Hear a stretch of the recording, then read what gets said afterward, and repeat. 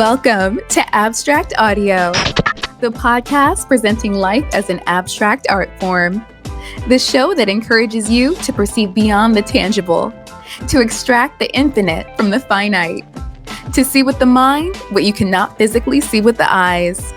Oh, it's an emancipation. It's an exploration into areas usually overlooked. Explore with me on today's episode.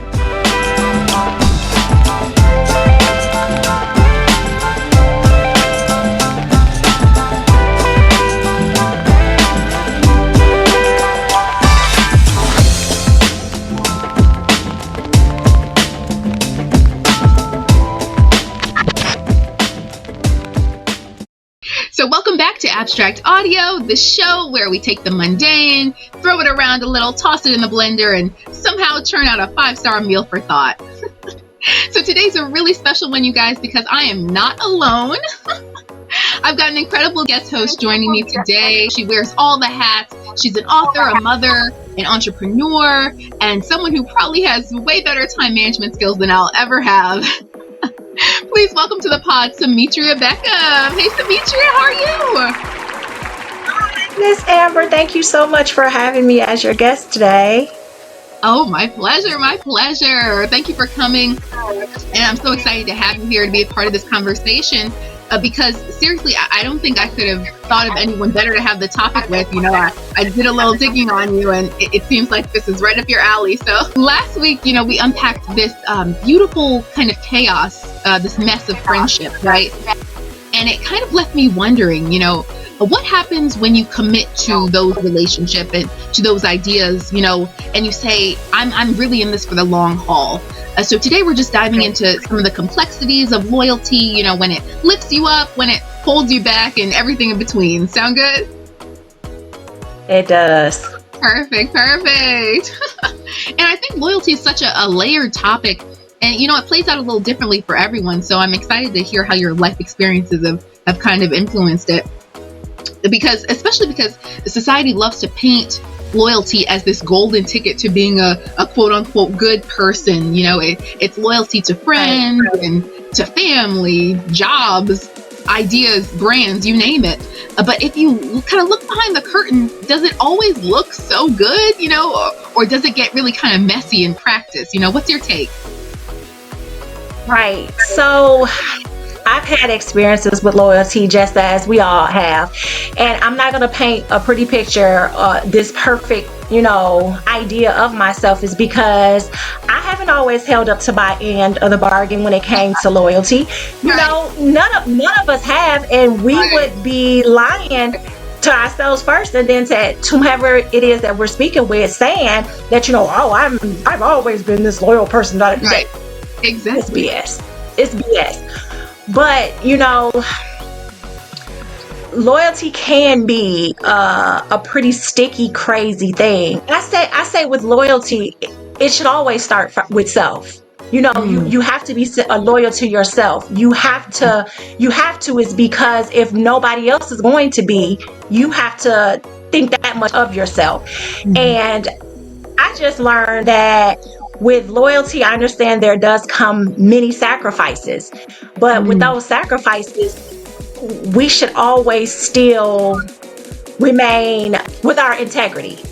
Right. And exactly. That's what people don't understand. Like the loyalty that I show to you, that same loyalty should be returned to the point where you're not expecting me to do something that's going to go outside of what I believe, outside of my spiritual wall, outside of, what's morally right. And people just don't get that oftentimes. Exactly. I'd say that's right on the nose there, because you're right. It starts with good intentions, and for me, it's about commitment and trust.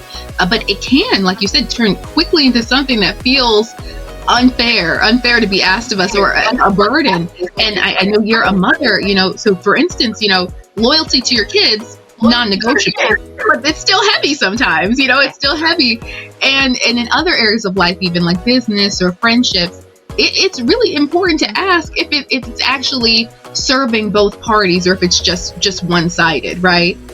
Right. And it's funny that you bring that up. One of the knows, being a mother and being loyal to my kids, no questions asked. And it say that, and then going back to what I said, that loyalty shouldn't ask something of you. Right. That goes against what maybe you believe. And this doesn't necessarily go against what I believe, but my son plays basketball, and he had some event that they had this past week where they were introducing the players and whatnot. And he knows I will do whatever I can to make sure that I make some of the events. I can't come to work. I don't feel good. I need to go, so that I can make it to their events. And they know this. And so he texted me because he knows how loyal I am to him, to them, and to what they have going on. He texted me. He was like, Mom, I understand that you're tired. And this event is not that big of a deal. You do not have to come.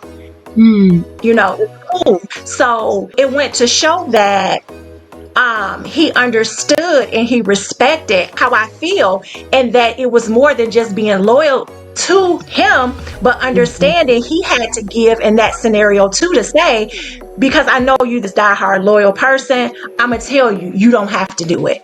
Exactly. So just for my video. And that's so wise of him. How old is he? He just turned 15.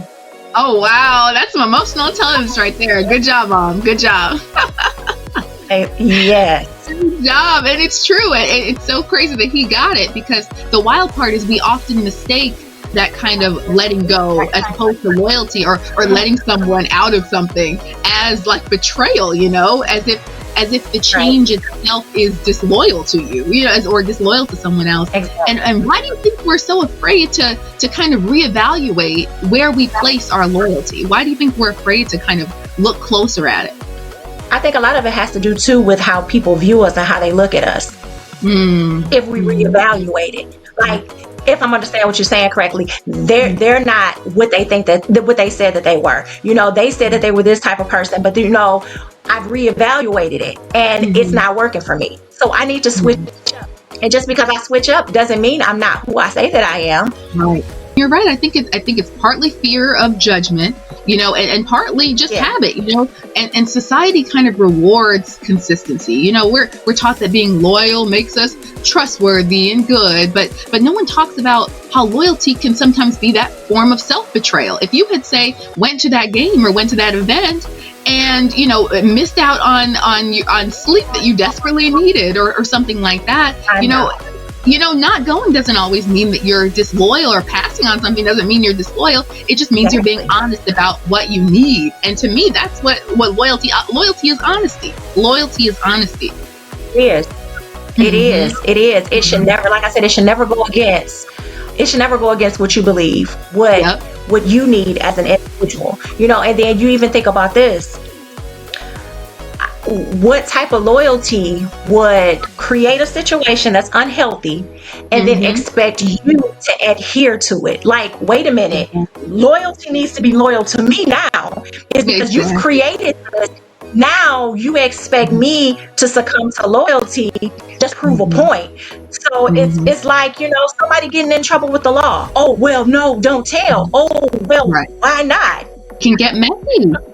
Because it's not always, this noble, Pinterest-worthy, virtue. It can get dangerous, just like you said. And just think about people too who defend those toxic friends, who defend those shady leaders, or even bad habits, in the name of loyalty. It's giving self-sabotage, but make it moral. Right. if you stay in those positions. Have you ever found yourself personally trapped by loyalty? I would say, I would. Again, if anybody says that they haven't, I would probably call out, because we've all dibbled and dabbled. Exactly. I think we've all been there, sticking it out with a friend who's draining your energy, or staying in a situation just because you feel obligated. And one of the hardest lessons I feel like I've learned is that loyalty without those boundaries isn't loyalty. It's enabling at that point. And it's okay to step back and say, hey, this isn't working for me anymore. I totally agree. Is because, again, there goes back to the beginning of the conversation. I first have to be loyal to myself. I first have Exactly. to be honest with myself. Because Hmm. if I'm not, I can't expect for anybody else to do it either. Exactly. And society just loves to glorify that ride or die mentality, especially in families, especially in relationships, especially Black people in these specific relationships. So what's your take on family loyalty, or even just loyalty in the Black community specifically? Do you think it's kind of more complex than the other forms? In the Black community as a whole, Mhm. I really honestly don't think that there's loyalty like there need to be. Really? That is my opinion. We Mhm. tend to be, because this is, now if we're looking at it from the right standpoint, not from, oh, I'm going to keep my mouth shut because I know that they did wrong. I'm not talking about that. I'm talking about from true loyalty. And I think that has everything to do with the crab in the barrel mentality. You know, Mm-hmm. it's just my opinion, and it's something that needs to be spoke up about more often. We're more loyal to every other culture, every other we are not loyal to supporting each other.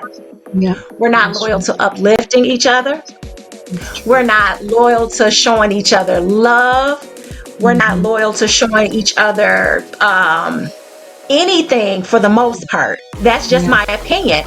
And it's because of a hatred for whatever reason that we have Yeah. towards one another. We Yeah. will step outside of our own communities, go out, support someone else, That's something true. else, and then come back home, see our Hmm. brothers struggling, and will not show support and loyalty to help them in their time of need, but want to give it and show it to everybody else. That's just my take on how our community looks today. And it's unfortunate. It's really sad to see, because it is kind of, and I hate to sound,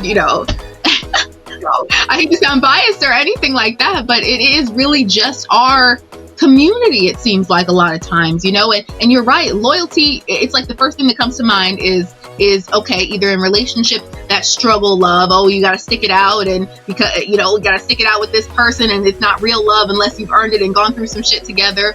Or the only other loyalty you think of when you think the Black culture is, okay, no snitching, right? No snitching, no, like you said earlier, to keep that tight lip, no That's it. snitching. And that is so messed up. It's It so messed up. is.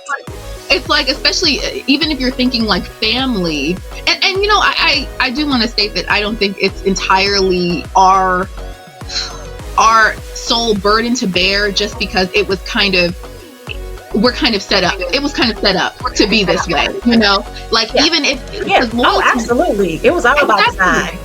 Exactly. And loyalty in the family is kind of where you're supposed to learn that loyalty. And I feel like our families were routinely uprooted and separated, so even if we were to have that loyalty later on down the line, it wasn't ingrained in us per se, like with other cultures. Yeah, it's because I talk to my children a lot. I give them a Mm. lot of life lessons. Something pops up, I'm like, come on, y'all, we need to talk about it. And it doesn't even necessarily have to be anything within our home. And Right. that's one of the things that I talk about with them as well. I was like, honestly, you look at the Hispanic Mexican community, they are Yes. tightly knit, Hmm. bonded. You are not going to come in and think that you're going to separate them. They have structure. Right. It does not matter if they are the mafia of the most mafia or the little of the least. There Right. is structure. There's that father, there's that mother, there's those children, and they respect family Mhm. and loyalty. Our culture used to be that way, and I have no Yeah. idea how we got off specifically to culture, but we're here. Mhm. It needs to be said, it needs to be heard, but we used to be like that. We used to be tightly knitted and bonded and not able to be separated, but like we touched on, by design, Right. we started going left, right, in every other direction, and we are just messed up as a community. It all starts with the family, and our family, not to say every family's like this, but every family dynamic is not healthy, and even, outside of the Black culture too, every family dynamic it can't be healthy, right? But it's just, loyalty doesn't mean you have to endure toxic behavior, and there's a big difference between being right, exactly, and it takes a lot to kind of step away from those things, and being loyal doesn't, there's a difference between being loyal and feeling obligated. And once I learned that, game changer, and I didn't want to feel held or obligated to anything that was no longer serving me. Right. It's not healthy. It's not even like you want to turn a blind eye to certain things, because you have to acknowledge what is unhealthy, right? In whatever situation you're in, you find yourself in. But what's funny to me is just the concept of blind loyalty in general, because like you're so in it, and I mean, I've been there personally in relationships and everything, but it's that kind where you're so in it, you forget to even ask, wait, how did I get here? Why am I here? Exactly. Right. You forget to check yourself. You really forget to check yourself. They call it blind loyalty for a reason. Have you ever had to check yourself or somebody else on their blind loyalty? I don't think that I've ever had to check anybody on the blind loyalty. I don't know, but I do know that it is a dangerous thing. Is because you're walking off the cliff, and just because I'm so loyal, I'm walking right behind you. No, I have a right to question. What am I following? What am I being loyal to? What am I amening? Right. I have to know, because it even goes back to this. It's a reflection of me. I'm accepting whatever it is you're doing, and I'm patting you on the back, and I'm following behind you. But then people are also looking at me too. I have to protect my image as well. So I have to know, what am I being loyal to? Exactly. And I feel like that's why everybody wants to kind of avoid it or look away on that kind of thing, because it doesn't leave that room for accountability. You don't want it to reflect back on you. You know what I'm saying? So, and even with say celebrities, like, okay, if I'm scrolling, I don't know if you've ever had that friend. I have a couple friends who would just go to war for this one celebrity or this one influencer, this one person that they have never met before. They'll be on the internet and liking all their stuff and defending this celebrity to you or their actions. And I'm like, this person does not pay your bills. This person doesn't even know you exist. But you're so blind. You would buy whatever this person puts out. You would support this person to the end, and the whole time taking it back to this. But when support your own, so it's kind of crazy for me to think about that, Yep, it's even funny that you mentioned that, is because me, when I'm on social media, I'm more for the comments than I'm actually for the content. Nowadays, right? That's what makes the content anyway. But I can't remember.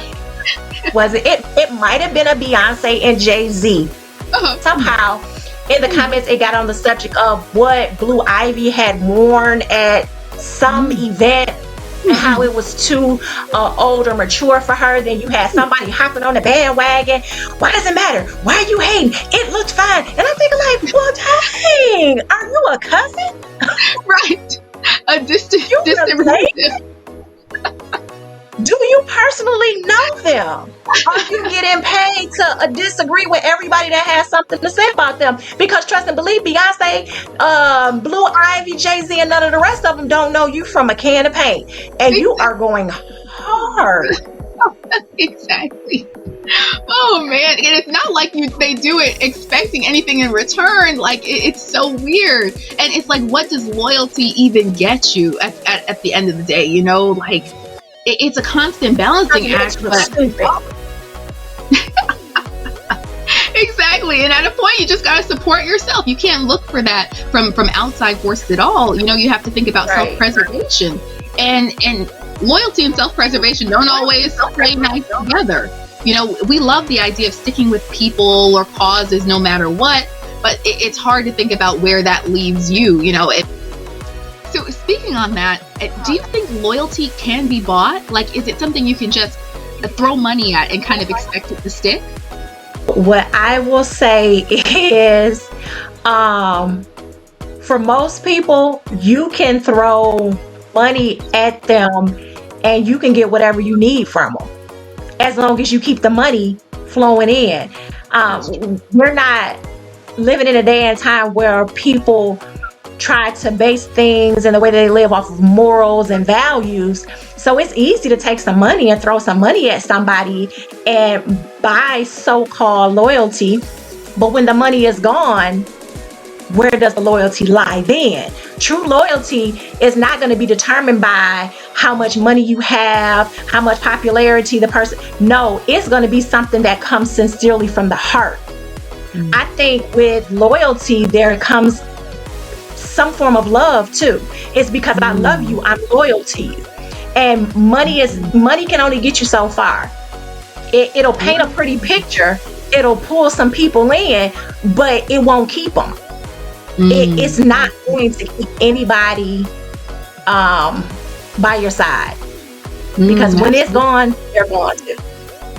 Absolutely. And I'll play, that's a great point. And I'll even play devil's advocate, because to me, everybody has a price, especially in this day and age, maybe not always in cash, but in favors or perks or whatever currency they do value the most. I do feel like Right. a lot of it probably I don't know, it's hard to say. Maybe about 80% of it is just transactional at the end of the day. But you're right. Yes. I wouldn't even call it really loyalty then, because if someone's only loyal to you because you're paying them or giving them something, it's kind of just dependency at that point, Like you say, it's transactional. I got the money to get what I want, and then when the money runs out, so does the services. But I'll tell you what, as long as the results look like loyalty, does the motive, like you said, the love behind it, does the motive even really matter as long as the results look the same? Like a personal assistant, like a personal assistant who's paid to be loyal is still showing up every day, still keeping your secrets, still making you look good. And to me, that's loyalty in action too. Yeah, but then I say, stop paying her. Right. When the money stops, right? If that loyalty disappears, the second the payments dries up, it wasn't just a rental, and I think the whole thing behind loyalty is true loyalty is supposed to last even when things get rough, even when it gets hard. Yeah. But let's not act like true loyalty isn't conditional too, because even unpaid loyalty has its terms and conditions, its limits, as we were speaking on earlier, those boundaries. So if your so-called a loyal friend suddenly finds out you've been trash talking them, they're not sticking around, so everything comes with conditions. Right. And, if one of those conditions, it is monetary, so be it. Yeah, but even to touch on that, the type of person that I am, and then how I teach my children, when you have a friend, because you mentioned something about friend, when you have a friend, you're loyal to that friend, I got your secrets, I'm keeping your secrets, I'm not telling, that's it. But then this is where true loyalty is tested. When we're not friends, are you going to tell? Because I teach them, when you were friends, within the confinements of that loyalty, that still stands even when you're not friends. I made that vow to you, that promise to you, that your secret was safe with me. Because I'm mad now, does that mean that I'm disloyal? No, that now shows your character. And I think even when we're not friends, I still have that certain loyalty. My word, my integrity says I'm not spilling the beans. I have to still, in some sense, I still have that sense of loyalty to you, although we may not be friends. And that's something that a lot of people miss too. I definitely can see that point of view. And maybe that bought loyalty isn't eternal. Maybe it doesn't last forever. But when you think of it, nothing really does. Nothing really is eternal. So I'd say I'm not above enjoying the loyalty while it lasts. You know what I mean? I wouldn't be above enjoying the loyalty while it lasts, but you do have to take that with a grain of salt at the same time. As you were saying, bought loyalty, it doesn't always come with with the level of trust that you normally would get. You know, you're always kind of second guessing. Are they here for me? Are they here for the perks? You know, it could just be more exhausting, you know. But I tell you what, people can betray you, you know, whether you're paying them or not, you know, and at least when you buy it, the terms are clear. Like, you pay, they stay. And somebody always has more money than you, and they're always willing to offer a higher price for your loyalty. So then, do you have money to keep me loyal? Because what if the price tag is a little bit higher, then I'm off to the next player. The price went up. Yeah. Now we're in a bargaining. Who's gonna pay more? Exactly. And at the end of the day, it does just feel gross, you know, like you're reducing that human connection to a transaction. But you know what though? Yeah. The more you think about it and the more you look around, they're making it seem like everything is transactional anyway, you know, like, especially I'd say even in the Black communities, especially in the Black community too, whether it be loyalty or love or friendships, you know, it's just more explicit. You know, everything's a give and take, but money for it just feels more explicit and kind of dirty, right? Yeah, it does. Mm-hmm. Filthy lucre.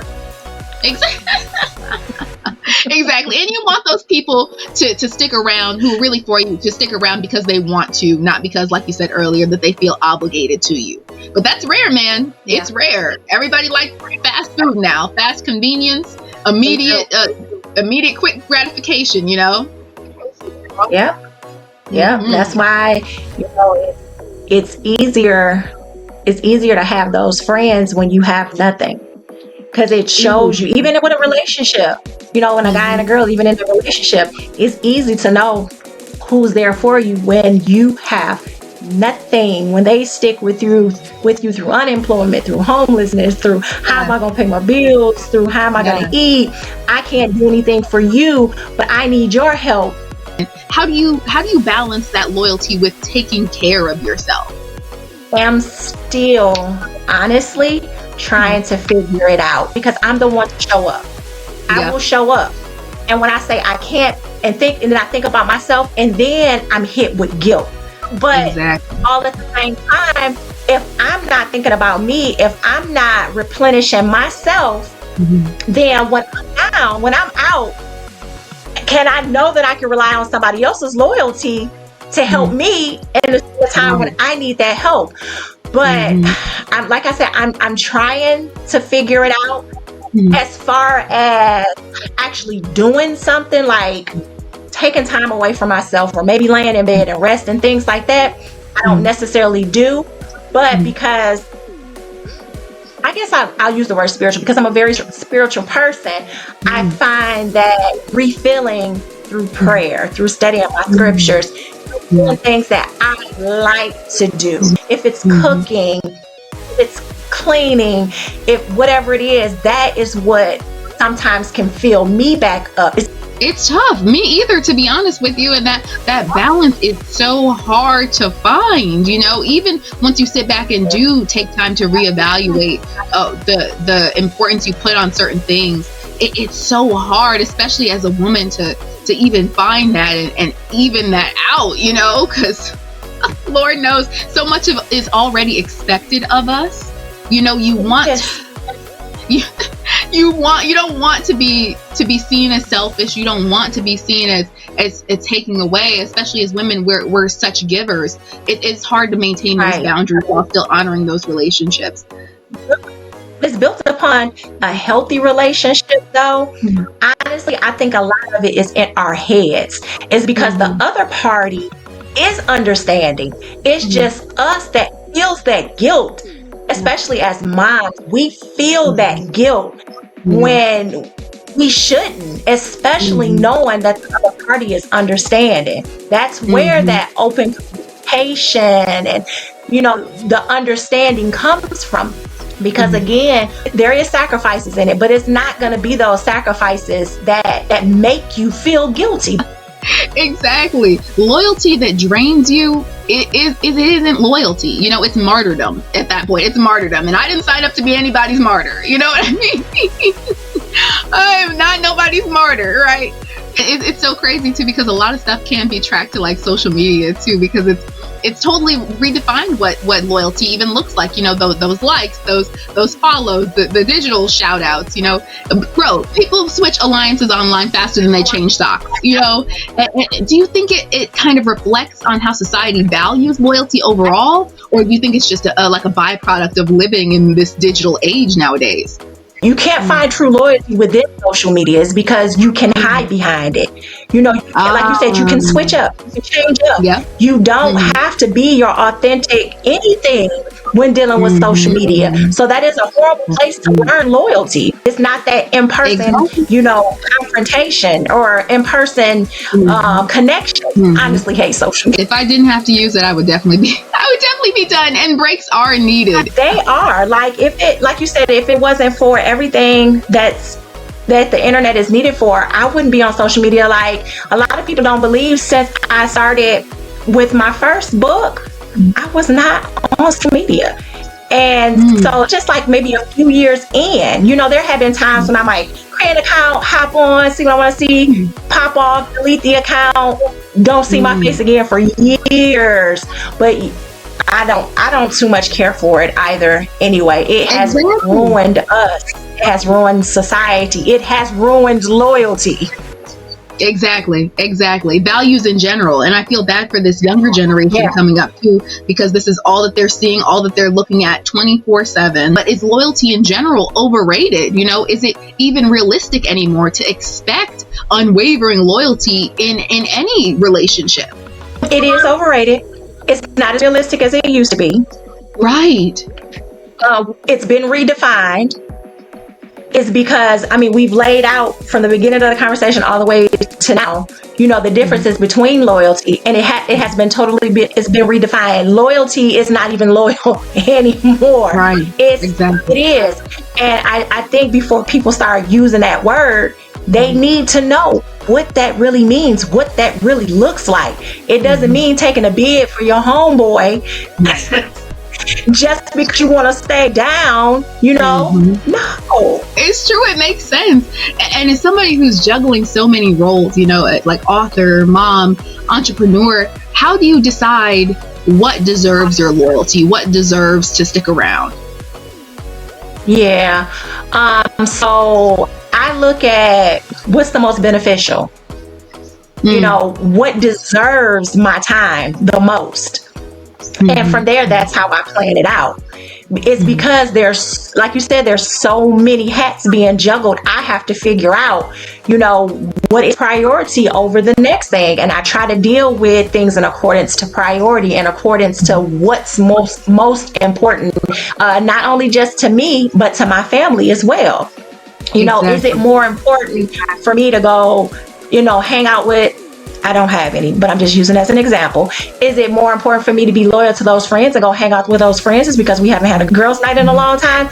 Or is it more important for me to stay at home and spend that quality time with my children is because I've been working, they've been in school, they've been in sports, I've been busting my butt, you know, with an interview or with trying to market or whatever it is that I'm doing. I'm going to choose what's most important, what brings more value and quality to my life. And that's my children. And at the end of the day, it's all about making informed choices that align with who you are now and not who you used to be.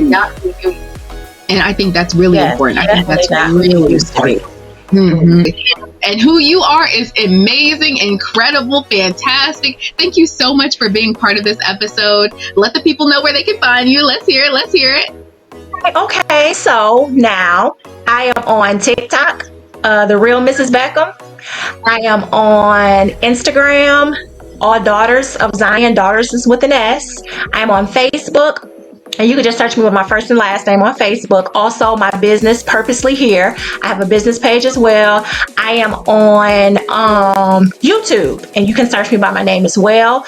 And all those platforms, y'all be patient with me because I'm learning them. It seems like every day I'm learning something new, some new tool and whatnot. So I can be found on all of those platforms.